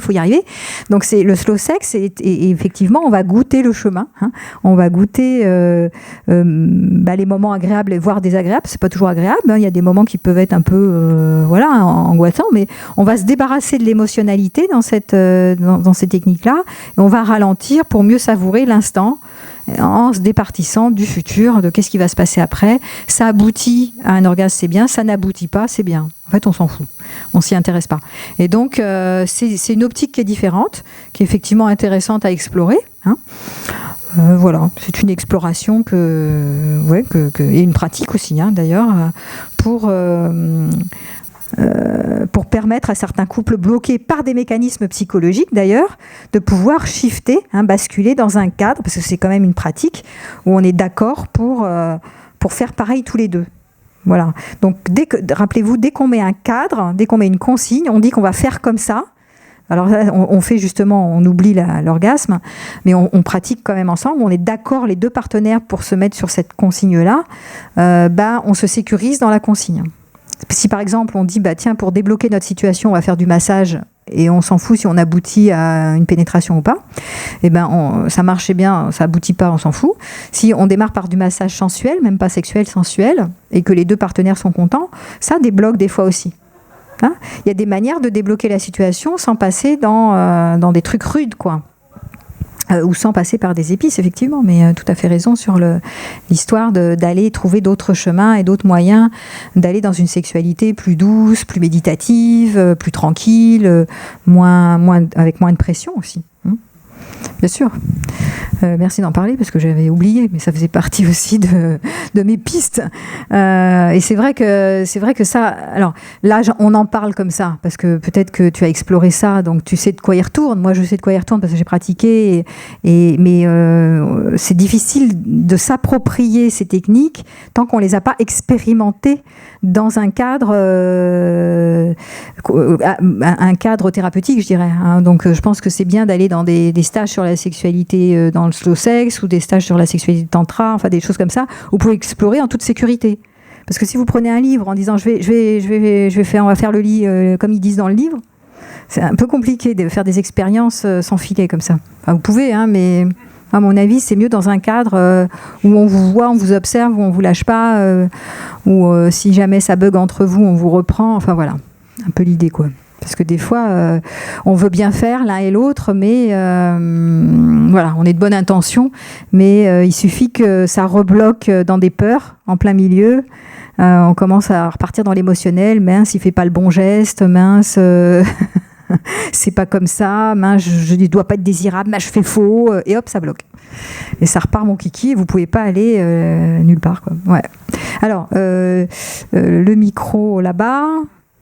Non, oui. Non, on peut parler direct. Oui, alors je vais répéter la question parce qu'on l'entend pas sinon. Allez-y. Tu peux lui passer peut-être le micro, mais je pense qu'il va pas jusque là-bas. Rapproche-toi, peut-être on va l'entendre quand même. Ouais, merci. Vous voulez vous approcher ? Ouais, mais c'est pas grave, on va peut-être l'entendre. Je vais reformuler. Oui. Ouais, parfait. Vous disiez que le bon geste ou pas le bon geste au niveau de la sexualité, déjà ça va démarrer, vous en parlez tout à l'heure de la verticalité, le bad boy aura plus de succès que l'homme traditionnel. À savoir qu'il faut le bon geste, la bonne parole pour séduire. Donc déjà là ça coince, puisqu'on ne va pas avoir les conquêtes que l'on souhaite si on n'a pas le bon geste, la bonne parole. si on ne sait pas répondre déjà au départ aux signes de la femme qui va dire « je suis disponible, mais je te le montre discrètement ». Le bad boy, il fonce, ça marche pas, il y en a 10 qui suivent et ça marche toujours avec une. L'homme courtois, entre guillemets, il essaie une, ça marche pas, il hésite, il revient peut-être un mois après. Donc déjà, il y a difficulté. Et à force de se prendre des vestes, à un moment donné, effectivement, le désir disparaît et on arrête de courir après l'inaccessible. Oui, ça c'est un discours qu'on voit. Vous avez entendu, je vais peut-être reformuler, c'est le discours qu'on entend, je ne suis pas un homme, un bad boy qui est aimé par les femmes, donc que les femmes courent pas après. Et donc, du coup, j'ai des difficultés en tant qu'homme parce que je réponds pas à leurs critères, je suis pas assez ceci, pas assez cela, je suis trop correct, trop poli, machin, tout ça. Et donc, du coup, je suis pas... Enfin, je me fais rejeter, quoi. Voilà. Donc ça, c'est le discours de certains mouvements masculinistes qu'on voit apparaître, qui prend le contrepartie des féministes, d'ailleurs. Il y en a plusieurs. De nouveau, vous pourrez étudier la question, plusieurs mouvements, différents mouvements.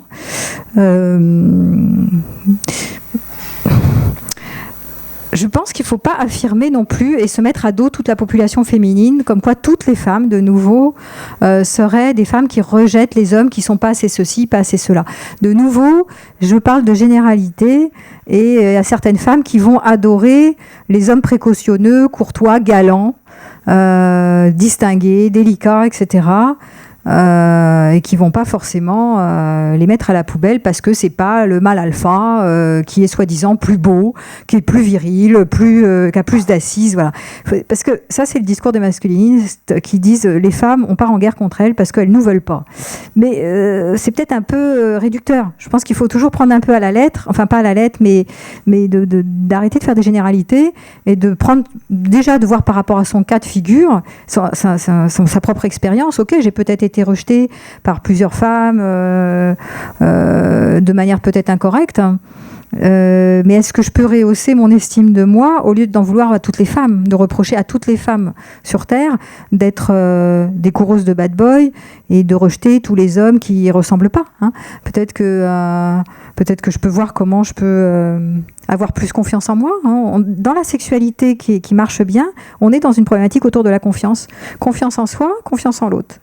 Pour moi, c'est une des pistes majeures pour remettre en route une sexualité bloquée, qui est je vais reprendre confiance sur le fait que ça peut se débloquer, ou que je peux, peut-être ça n'a pas marché jusqu'alors, mais que je peux trouver au moins une femme sur, je sais pas, 500 000 là, qui va me prendre avec ce que je suis, à l'endroit où je suis. Mais généraliser en anticipant que toutes les femmes, que tous les rapports sexuels que j'ai eus avec cet homme-là, si c'est un couple, n'ont pas marché et que forcément ça va pas marcher. C'est une manière toujours d'entériner, de renforcer, ça marche pas. Et donc ça renforce la coupure et la résignation. Alors que quand on s'interroge profondément et qu'on se dit ok, je vais pas en faire un cas de généralisation, je vais regarder plus profondément qu'est-ce qui se passe en moi et de pas renoncer, de voir bon, c'est ok, j'ai eu des expériences comme ça qui sont difficiles, mais ça ne prétend rien sur le futur. Voilà, si vous prétendez sur le futur, vous êtes mort. Et si vous généralisez en stigmatisant les autres à l'extérieur de vous, c'est à cause des femmes. Et toutes les femmes sont en ce moment toutes des méchantes parce qu'elles prennent le pouvoir sur nous et qu'elles nous en veulent, etc. Donc là, on s'en sort pas. On renforce et on stigmatise la guerre des sexes. Pouvoir contre pouvoir. Et on va jamais s'en sortir si on est toujours dans la guerre des sexes. À un moment donné, faut arrêter de se taper dessus, quoi. Voilà. Sinon, on s'en sort pas, pour moi. C'est pour ça que, en général, en ce moment, comme il y a ce mouvement des féministes qui est très très fort, qu'est-ce que je fais ? Moi, je m'amuse, je fais toujours le contre-pied. Alors, je suis à contre-courant. Alors donc, qu'est-ce que je fais ? Je prends la défense des hommes. Mais si on était dans le mouvement inverse, je prendrais la défense des femmes. Parce que je trouve que quand c'est excessif, ça manque d'équilibre. Et donc, c'est des discours qui sont stéréotypés et qui manquent d'arguments. Et on ne va pas à la source interroger les hypothèses qui ont été fondées pour dire et affirmer c'est comme ça, toutes les femmes sont, tous les hommes sont. Non, attends, toutes les femmes, tous les hommes. Oui, ça arrive, ça existe, mais c'est pas tout le monde. Et faut s'interroger sur, au niveau sociétal, comment on en arrive à ça, quoi. D'où ça vient ce truc-là ? Questionner à la source. Voilà. Bon, c'est pas une réponse qui. Donc après, ça se travaille. ouais, ça se travaille sur l'estime de soi, comment je me fais confiance, comment je fais confiance aux autres. Tout ça, c'est des problématiques plus personnelles. On peut trouver des réponses dans les séances, dans les stages, voilà. Ok. Alors, ça me ferait vraiment plaisir d'avoir quelqu'un qui vient pour une étude de cas, même si on n'a pas beaucoup de temps, 10 minutes, comme ça. Comme ça, vous pouvez voir comment je fais une démonstration, voir comment je travaille quand je pose un éclairage. J'annonce j'aide la personne et je l'accompagne pour trouver des amorces de changement, même si effectivement ici on n'est pas dans un atelier ou dans une séance, mais juste pour vous donner un avant-goût de la manière dont je m'y prends pour traiter une situation. Guy, tu veux venir ? Voilà. Donc, je vais pour te donner le micro, donc tu peux t'asseoir à côté de moi. Tu regardes si on nous voit ? Oui. Ceux qui ont envie pour les prochaines conférences de venir à côté de moi pour 5-10 minutes comme ça, pour une séance de coaching gratuite, vous viendrez à la fin, je vous mettrai sur une liste. À chaque fois, c'est un thème, le thème de la conférence est différent, donc c'est sur le sujet de la conférence. Voilà. Alors, est-ce que tu as une situation, un souvenir, une situation où tu as été en difficulté sur le sujet de la conférence ? Oui, tout à fait. Il y a quelques années, j'ai eu effectivement une femme très exigeante et à la fois autoritaire, perfectionniste et chef. Ouais. Donc c'est vrai que je me suis perdu. Dans le micro, on t'entend pas. Si, vous entendez ? Oui. Je me suis un peu perdu dans mon masculin, on va dire. Ouais. Parce que quand elle était trop autoritaire. Qui demandait beaucoup de sexe. Et à la fois, quand j'avais envie d'elle, elle me disait c'est pas le moment. Ah oui, un peu castratrice quand même. Un peu castratrice, oui. C'était quand elle voulait, c'est ça ? Voilà, c'était quand je voulais.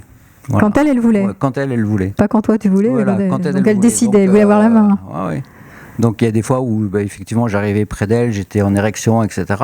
Elle était contente. Je dis viens, on va faire l'amour. Non, c'est pas le moment. J'ai ça à faire, etc. Donc c'est vrai qu'à un moment donné, le désir, il a commencé à tomber. Ok, oui, parce que ce qui t'a fait chuter ton désir, c'était quoi ? C'était cette exigence ou le fait qu'elle te rejetait quand toi t'étais partant, c'est ça ? Voilà, il y avait une sensation de rejet, et puis effectivement, il y avait à la fois de la frustration, il y avait une non-reconnaissance, il y avait plein de choses qui venaient en même temps. Ok. Comment tu t'en es sorti ? Comment tu as fait pour sortir de cette affaire, de cette impasse ? On a essayé d'en parler, mais quand je lui disais que effectivement, quand je lui pointais un petit peu ce que je ressentais, là c'est... Non, c'est toi l'homme, c'est toi qui dois me désirer. Ah oui, d'accord, donc il n'y avait pas de communication possible. Voilà, même je lui ai proposé, effectivement, si tu veux, on va voir quelqu'un, parce que sur le reste, tout se passait en tout cas très bien. Non. D'accord, et quand tu as vu qu'elle... Ça ne sert à rien d'aller voir un thérapeute ou un psychothérapeute. Voilà, tu ne me désires pas. C'est de ta faute. C'est de ta faute, c'est toi l'homme. Donc c'est toi l'homme, c'est toi qui me désirais. Ouais, donc là on tombe dans l'ambiguïté entre je veux avoir la main, c'est moi qui décide, mais en fait non, mais en fait c'est toi qui décides, c'est ça. Voilà. Et donc comme ça arrivait souvent, c'est vrai qu'à un moment donné, je savais plus trop quoi. D'accord. Je me suis un peu perdu dans cette relation. Et comment ça s'est terminé ? Parce qu'elle voulait pas. Terminé, à un moment donné, c'est terminé. Bon, on a essayé de compenser, on va dire, par d'autres choses, par du quotidien beaucoup plus agréable, des voyages, etc. Mais ça, à un moment donné, ça ne fonctionnait plus, quoi. Et quand tu as vu qu'elle était dans ce double truc, c'est un double mind, je veux que tu sois dans ton désir, mais quand tu y es, je te refuse en fait. Oui. Puisque c'est moi qui veux décider quand c'est moi qui ai la main en fait. Ouais. Là, tu en as parlé, mais ça n'a pas joué, il n'y a rien qu'à changer. Non, parce que en fait, ce que je ressentais, c'est qu'elle se fermait, quoi. C'était une fermeture. Mm-hmm. Et normalement, ça devait être naturel. Ouais. Voilà, on est ensemble, tout doit bien se passer, et en plus c'est toi l'homme, tu dois me désirer, point barre. Oui, donc c'était vraiment un truc, voilà. Et dès que j'ai expliqué effectivement mon ressenti, voilà, que j'avais aussi envie d'être désiré. Non, c'est toi. D'accord, c'est toi qui dois Voilà, faire. par exemple, je sais pas, un exemple, dans la salle de bain, elle était en train de se laver, elle était nue. Donc, comme je suis nu, tu dois me désirer. Mais bon, moi j'ai l'habitude de faire du naturisme depuis 40 ans. Je bande pas à chaque fois même si c'est ma compagne, je bande pas à chaque fois, quoi. Donc voilà. Donc, mais là, oui, tu passes devant moi et tu me désires pas. Bah oui, mais bon. Voilà, donc il y avait plein de choses, mais c'était voilà. Donc, et l'impression de quoi que je fasse.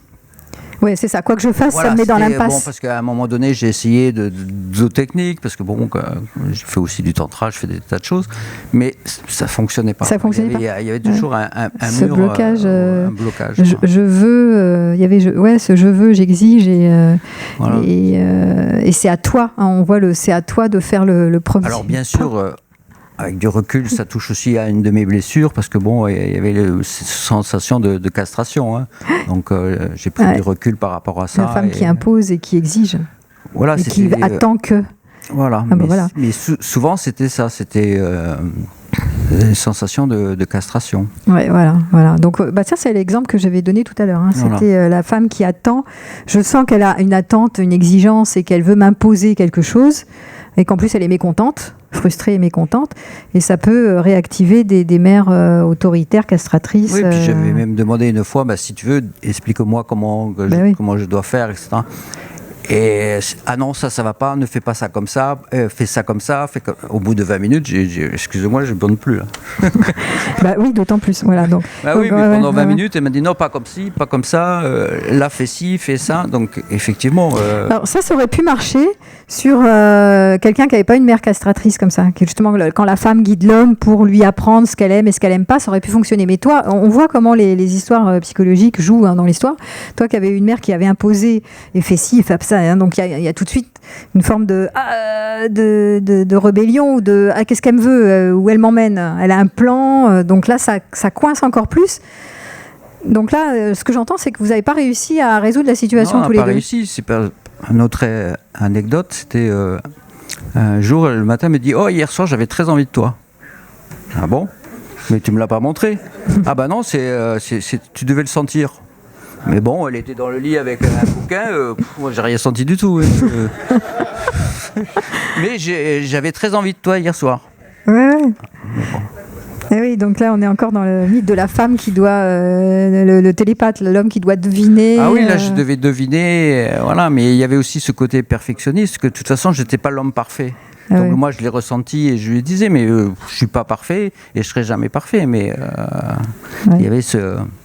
Donc, chaque fois, c'était montrer le verre à moitié vide, quoi. Ouais. Bon, ça n'a pas donné. Non. Et puisqu'elle voulait pas, voilà. Donc ça, c'est une histoire du passé, donc c'est une situation ancienne. Mais si c'était une situation présente, c'est vrai que ça aurait été intéressant de la voir aussi et de voir qu'est-ce qui se mettait en place pour elle quand elle était dans cette zone aveugle, qui était je veux et j'exige. En fait, parce qu'elle n'est pas mal intentionnée à ce moment-là, mais elle s'imagine que l'homme doit bien faire, doit répondre à son attente, qu'elle est dans sa légitimité d'être... Elle est légitime et c'est toi qui fais faux. Et donc il y a des incompréhensions et des malentendus comme ça. Et chacun ça tape dans ses blessures. Elle devait être désespérée. Tu me comprends pas, je sais pas, de son côté. Ce que tu as dit tout à l'heure, c'était très juste, c'est qu'effectivement, à un moment donné, même si on en discute, de toute façon, il faut faire appel à quelqu'un de l'extérieur parce que chacun reste dans ses blessures et puis à un moment donné, ça bloque et il n'y a plus de dialogue. Ouais, voilà. Bon, écoute, merci pour ce témoignage. De toute façon, c'est une histoire passée, donc on ne va pas la résoudre maintenant. Mais ça a mené à des difficultés encore plus grandes, je pense, dans cette histoire. Non, c'est-à-dire qu'à un moment donné, il y a eu séparation, parce que effectivement, elle n'était pas satisfaite, j'étais pas satisfait, donc à un moment donné, voilà. Ok. Bon, merci en tout cas de ce témoignage qui est vraiment ça conforte bien ce que je disais de la complexité des mécanismes qui sont en jeu dans la relation amoureuse et sexuelle. Voilà, c'est pas simple, mais bon là on peut pas débloquer puisque c'est fini, c'est une histoire du passé. C'est sûr que ça aurait été plus simple s'ils étaient venus à deux pour débloquer leur histoire. Bon, ils se sont pas séparés. Voilà, donc vous voyez que c'est pas toujours évident, même quand on est à deux, de pouvoir dégrossir et se faire entendre et comprendre de l'autre. Donc je pense que c'est important de ne pas en vouloir trop au partenaire et de comprendre ce qui se joue pour lui. Je vais pas tarder à terminer, sauf si vous avez encore une question. Ouais, une dernière question. Vas-y, attends, passe-lui le micro qui est là. Tenez.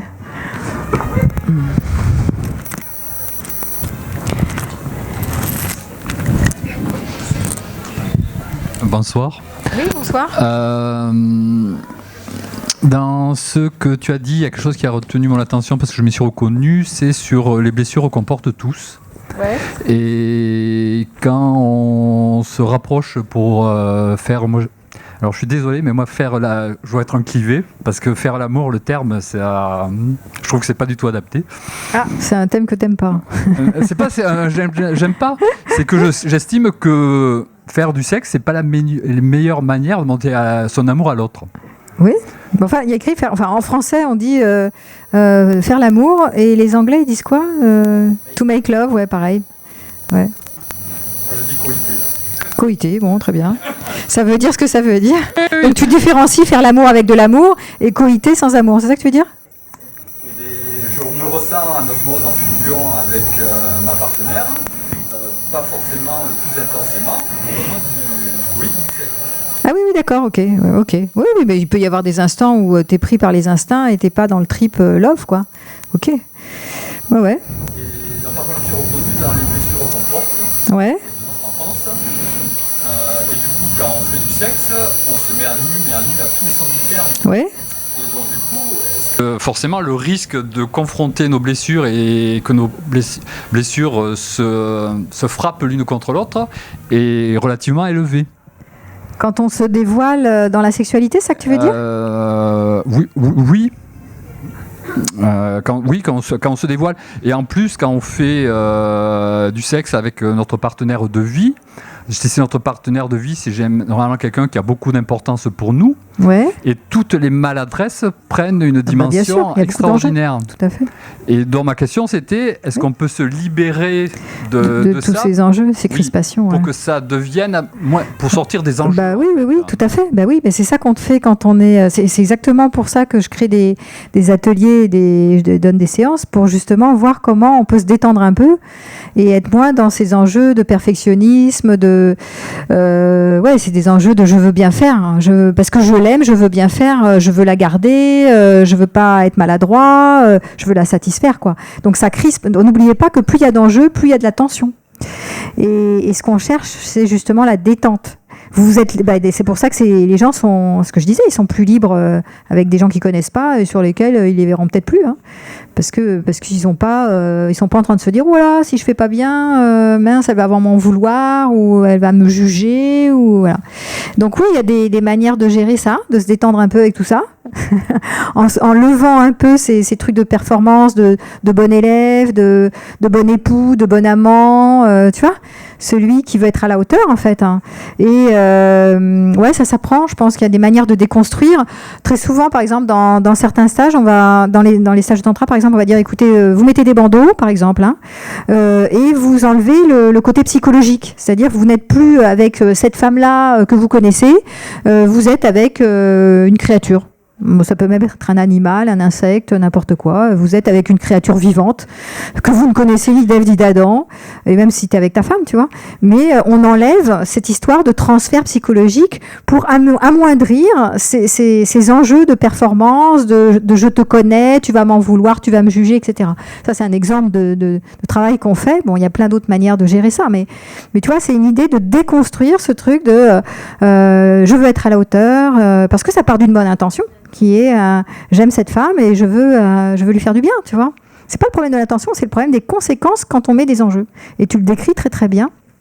qui est, il y a souvent plus, et le clivé met plus de conséquences sur, dès que je suis amoureux, attaché, alors à ce moment-là, il y a des enjeux plus forts que si je suis libre avec une nana que je reverrai ponctuellement, mon amante d'à côté que je vois trois fois de temps en temps, tu vois, il n'y a pas d'enjeu.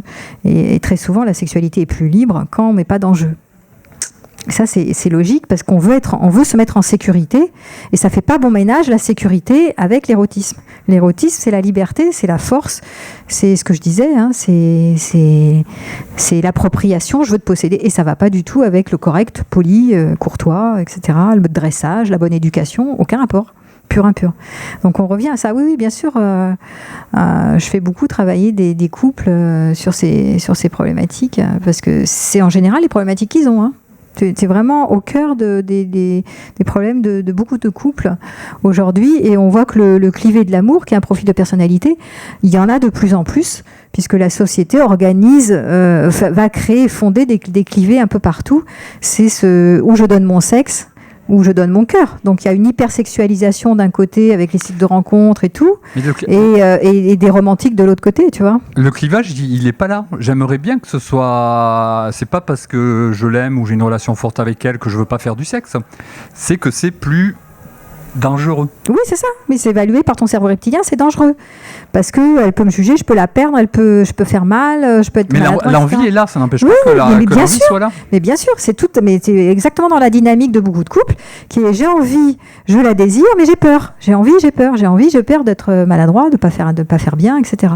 Et donc ça, c'est tout ce conflit interne et qui va saper le désir et mettre dans des blocages. Et donc après, tu te refroidis, et elle, quand tu te refroidis, elle se dit je suis pas désirable, elle se refroidit, vous refroidissez, vous bloquez, et voilà. Et c'est le truc infernal, c'est le cercle vicieux. Après, je voulais rajouter quelque chose qui me tient à cœur, c'est que quand tu parles des hommes et des femmes, tu fais une bonne distinction. Ouais. Mais je suis d'accord sur le constat, mais je suis pas d'accord sur l'origine. Je veux dire par là qu'en fait, on dit que les femmes viennent de Vénus et les hommes de Mars. Oui, mais quand elles étaient petites, on les a envoyées sur Vénus, et les hommes, on les a envoyés sur Mars. Tu l'as très bien dit d'ailleurs, que la virilité, on ne sait pas avec, mais elle s'acquiert dans l'Antiquité. Et moi, je suis persuadé que si on envoyait les hommes sur Vénus et qu'on envoyait les hommes sur Mars, eh bien, les hommes, ils viendraient de Vénus, et les hommes, ils viendraient de Mars. Bien sûr, il peut y avoir il y a des chances qu'il y ait des facteurs biologiques, et il y a des facteurs culturels, évidemment, éducationnels et culturels, bien sûr, qui s'en rajoutent, bien sûr. Oui, tout à fait. Ouais. Et donc de se méfier de tout ce qui était stéréotype. Hein. Oui. Ah bah, première, je valide. Première à le dire. Je suis première à mettre un peu, à être effrayée des clichés comme ça et des affirmations hautes et fortes. Hein. Ouais, tout à fait. Bah, merci. Voilà, écoutez, c'est l'heure. Donc la conférence touche à sa fin. Merci pour votre participation déjà, c'était fort intéressant. Demain, je donne un live sur Facebook à propos de la Saint-Valentin. Donc vous me retrouvez sur ma page Facebook. Sinon, vous pouvez vous abonner donc à ma page Facebook, à ma chaîne YouTube. Je vous rappelle que ça va être remis cette conférence sera sur ma chaîne. Vous pouvez vous abonner à ma newsletter aussi sur mon site. Et puis, ce qui a été touché du doigt, comme vous avez compris dans cette conférence, vous pouvez soit m'appeler pour une consultation, soit me voir dans les ateliers. Le prochain atelier, 4-5 avril, sur la vie amoureuse et sexuelle, voilà, où je vais traiter de ces questions-là, comme il disait, voilà, c'est exactement ce type de problématique que je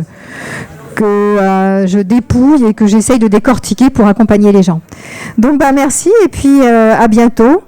Je vous rappelle aussi quand même, vous pouvez vous mettre sur ma fiche si vous voulez. Et puis la prochaine conférence aura lieu le 28 mai sur le schéma je ne peux pas être choisi, je ne peux pas être aimé par quelqu'un. Ça, c'est une autre conférence que je donne le 28 février à Castelnau. Mais toutes mes actualités sont sur mon site. Voilà, merci à vous.